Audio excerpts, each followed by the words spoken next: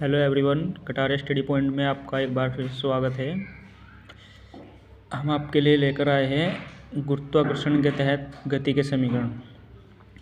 इसमें भी 3 समीकरण हैं, प्रथम समीकरण, द्वितीय समीकरण और तृतीय समीकरण। प्रथम समीकरण में v बराबर u प्लस जी टी, द्वितीय समीकरण h बराबर U T plus half G T square और तृतीय समीकरण में है v स्क्वायर बराबर यू स्क्वायर प्लस 2gh। इसमें आप देखेंगे कि v बराबर अंतिम वेग, u प्रारंभिक वेग, h ऊंचाई हो गई है।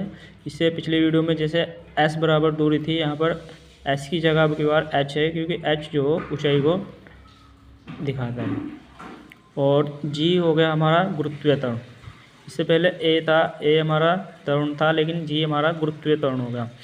t बराबर हो गया समय और माइनस g, जब v शून्य की ओर अग्रसर होगा तो g की वैल्यू घटती हुई आएगी, यानी g निगेटिव होगा।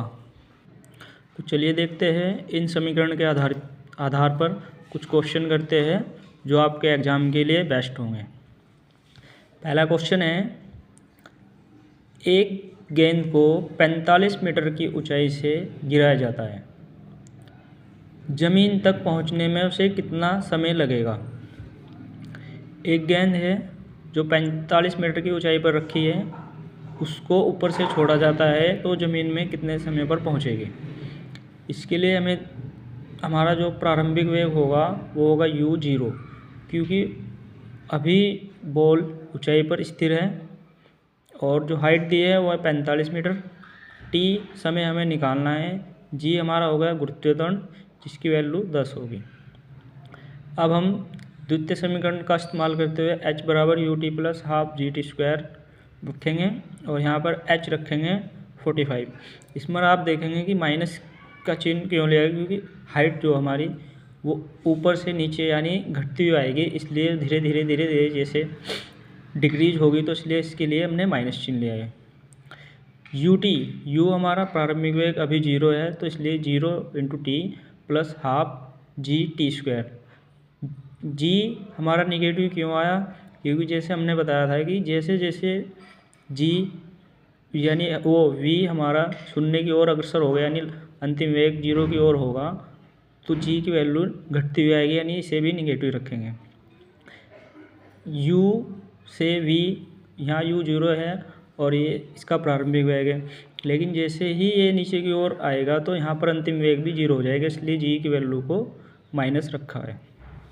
अब आप इसे सरल करेंगे, -45 बराबर माइनस के 10 इंटू टी स्क्वायर अपॉन 2, 2 से इसके भाग देंगे 5 और 5 निम 45, और यहाँ पर टी स्क्वायर बराबर हो जाएगा 9, यानी टी बराबर ±3, यानी हमें 3 सेकंड लगेंगे।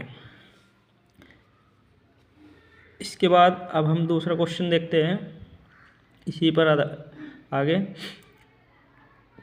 दूसरा क्वेश्चन है, किसी वस्तु को 20 मीटर पर सेकंड के प्रारंभिक वेग से ऊर्ध्वाधर ऊपर की ओर फेंका जाता है। अधिकतम ऊंचाई तक पहुंचने में उसे कितना समय लगेगा?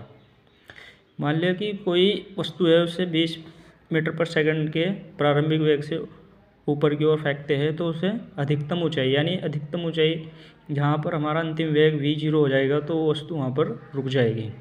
उसे वहाँ तक पहुँचने में कितना समय लगेगा? जब वस्तु प्रारंभिक वेग से चलकर अंतिम वेग पर ऊपर की ओर रुक जाएगी, यानी v0 हो जाएगा, तब वह मैक्सिमम ऊंचाई प्राप्त करेगी। यहाँ पर हम प्रथम समीकरण का इस्तेमाल करते हुए v बराबर u प्लस जी टी, यानी अंतिम वेग जो हमारा होगा वो 0 होगा, तब जाकर वो अपनी मैक्सिमम ऊंचाई पर पहुँचेगी। u हमारा प्रारंभिक वेग 20 प्लस माइनस का 10 जी टी, यहाँ पर भी माइनस इसलिए आएगी कि v जो है 0 की ओर है जा रहा है।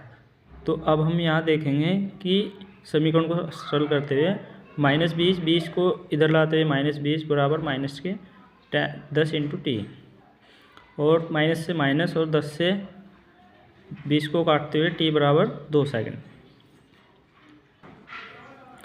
इसके बाद एक क्वेश्चन और है, जो लास्ट क्वेश्चन है, किसी वस्तु को 40 मीटर पर सेकंड की गति से ऊर्ध्वाधर ऊपर की ओर फेंका जाता है। 3 सेकंड के बाद इसका वेग क्या होगा। यानी किसी वस्तु को 40 मीटर पर सेकंड की गति से हम ऊर्ध्वाधर ऊपर की ओर फेंक रहे हैं, तो उसमें समय दे दिया है कि 3 सेकंड के बाद उसका वेग क्या होगा, यानी v की वैल्यू क्या होगी, अंतिम वेग। u 40 मीटर पर सेकंड, t हमारा 3 सेकंड और v हमें ज्ञात करना है g बराबर -10। यहाँ पर भी g इसलिए होगा क्योंकि ये भी जीरो घटता घटता जीरो की ओर ही जा रहा है। यहाँ पर भी प्रथम समीकरण का इस्तेमाल करते हैं, v बराबर u plus G T, v बराबर 40 प्लस माइनस के 10 इंटू 3, v बराबर 40 माइनस 30, यानी v बराबर 10 मीटर पर सेकंड।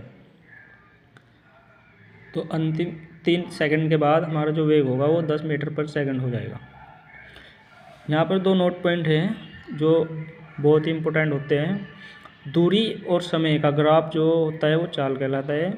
विस्थापन और समय का ग्राफ वेलोसिटी बताता है। चैनल को लाइक करें, सब्सक्राइब करें। धन्यवाद।